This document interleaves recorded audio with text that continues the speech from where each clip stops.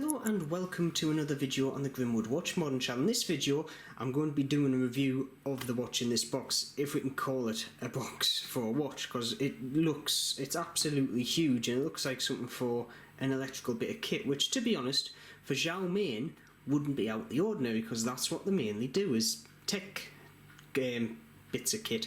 However, they've started to branch out into mechanical watches, and this one I just found a week or so ago and I thought I'm going to have a look into that and do a review. But before I get on to that, quick wristwatch check, and today I am wearing, this is literally freshly off my modern table, my Triple F blue turtle mod, and it absolutely looks phenomenal. I've got an IP blue Crystal Times turtle case there, lovely 1 second closer blue bezel with a lovely Omega blue and red style insert, and we match that with that lovely Starburst 55 fathom dial. Lovely watch. It came out way better than I was expecting. We'll be doing a review on this in the very near future. However, let's get back to the watch in question. So I've had the Xiaomi on the wrist for a fair few days now, and it's actually taken me back a bit because it's just so nice to wear and I wasn't expecting it. But before I get into the full-on review, let's go over a few of the specs. Now, width of the watch is 40.8mm, length of the watch or lug to lug is 48mm, the depth of the watch is 12.3mm, the actual strap width is 22mm.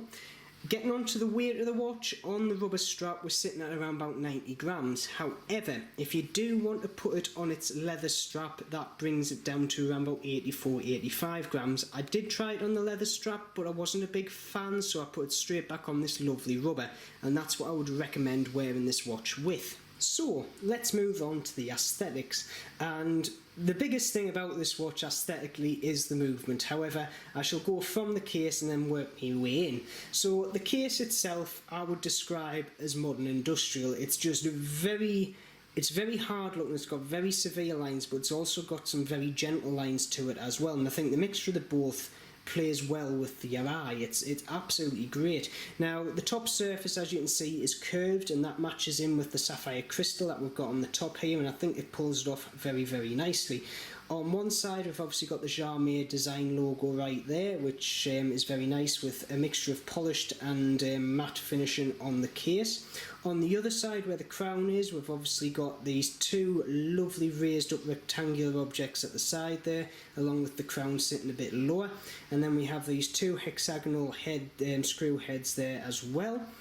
Moving on to the top of the watch, one of the biggest features here is these lovely arched cutouts here, which obviously go through the back of the watch. As you can see my fingers through it, and it just gives it that lovely modern kind of touch, and it makes it look, it's something you would do in industry to kind of lighten an object up, cut unnecessary material away, which it looks like it's done, but it looks amazing. The crown is also done very nicely with this, because obviously the crown has to cross through this gap, and what they've done is they've put a red anodized stem tube in there, which basically matches the same colour scheme as the handset, which is a lovely little touch. You could have kept that black and nobody would have noticed, but just having that little fire of red in there draws your eye to it in certain light, and I think it's absolutely great.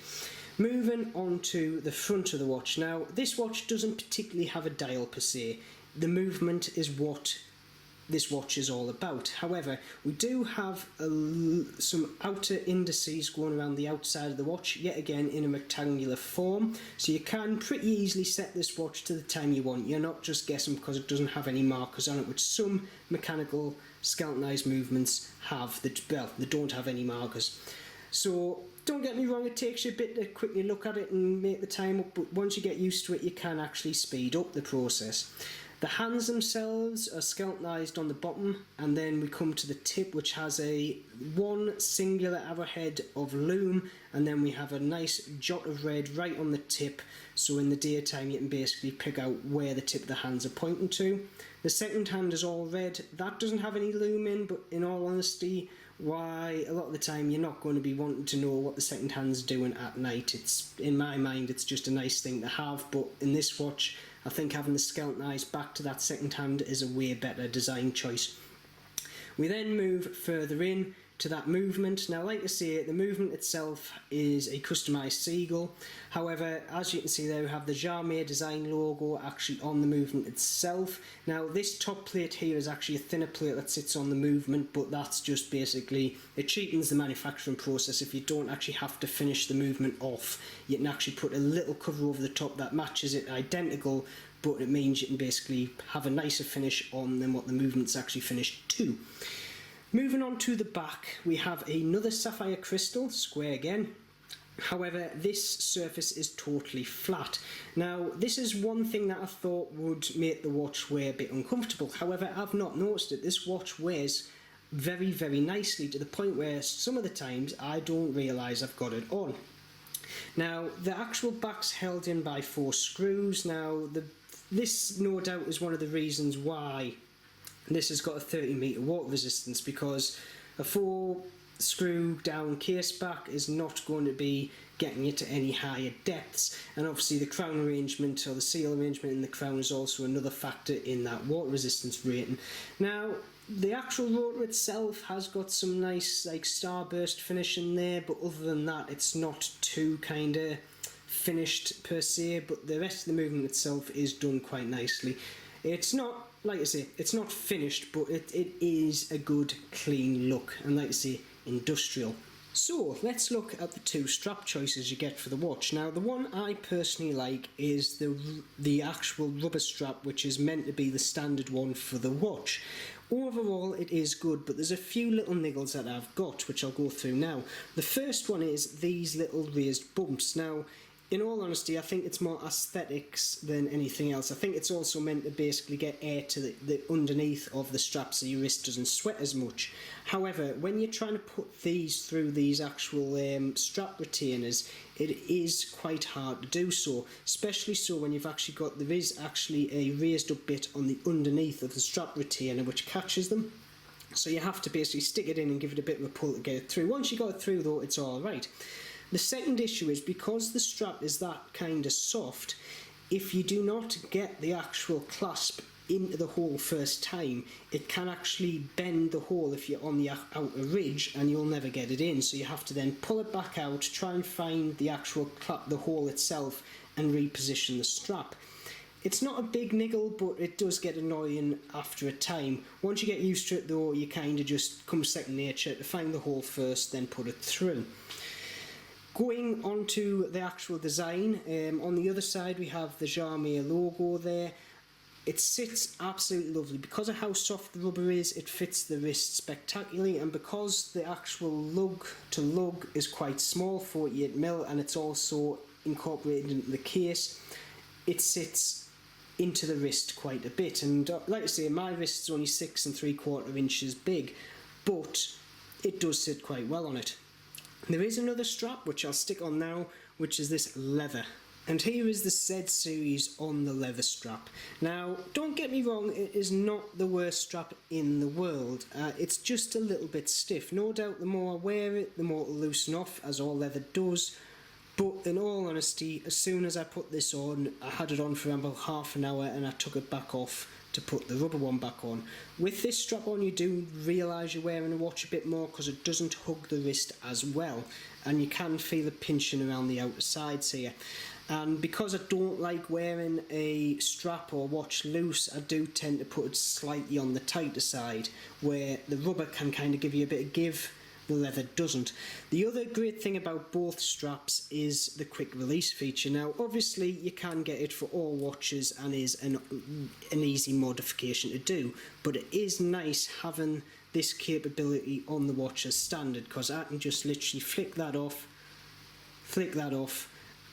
and I've got the watch ready to fit another strap, which I think is a lovely design feature straight out of the box, and it gets points for that. So, how would I summarise the Ciga Z Series? Well, let's start off with the positives, and the biggest one in my mind is that customised skeleton seagull movement. It's absolutely superb, and because it's customised to this case, you will not find it anywhere else, which I think is a very good selling point. You then have that modern design, and like I say, Ciga make mobile phones, other bits of electrical kit, and I think they've put a very old way of timekeeping into a very modern looking case, and I think they've pulled it off superbly. And then that flows straight into the wearability. I thought it was going to be very clunky and very heavy to wear, but it's the exact opposite. It is very comfy to wear and it's very light, and there's a few times I caught myself looking at my wrist thinking, I can't have this watch on the wrist and it feels as good as it does. You then come to that lovely rubber strap, which, to be honest, is a pain to put on the wrist initially, but once you get used to it and once you get it on the wrist, it is a pleasure to wear and it's lovely. Few of the negatives. Firstly, water resistance. It is only 30 metres water resistant. However, in my mind, this is not a watch you would go swim with. This is a watch you would go out on the town and wear as a design statement. And in all honesty, I can't take points off it for that. The other one, the leather strap. Now, the leather strap isn't the worst in the world, and to be honest, it might actually be on the slightly better side, but still, the rubber strap is definitely better than the leather one. However, I would class this as being a freebie, and with those quick release pins, you can basically just swap them out in seconds, so that's not really a grumble either. However, I think the biggest one, which people will find, not myself but other people, is the legibility. Now, I've had quite a few skeletonized watches on the wrist, so I've got used to reading the skeletonized kind of style. Now, Xiaomi have tried the best by putting obviously the red tips on the hands and having that nice big red second hand, and also the indices around the outside of the movement, and I think that does help no end. And I think once you get used to quickly looking at the watch and your brain clicks of what it's looking for, it is a very easy watch to read. But if you haven't had a skeletonized movement on the wrist before, it will take you a bit of time to get used to that, and you might find yourself looking at your watch a bit longer to tell what the time is. But in all honesty, personally, I don't find that. So I'm going to leave this review there. Please leave your thoughts in the comments below. Do you like the watch? Would you have this watch, or do you just think it's a bit too out there to be worn on the wrist? As always, keep safe, and I shall see you soon.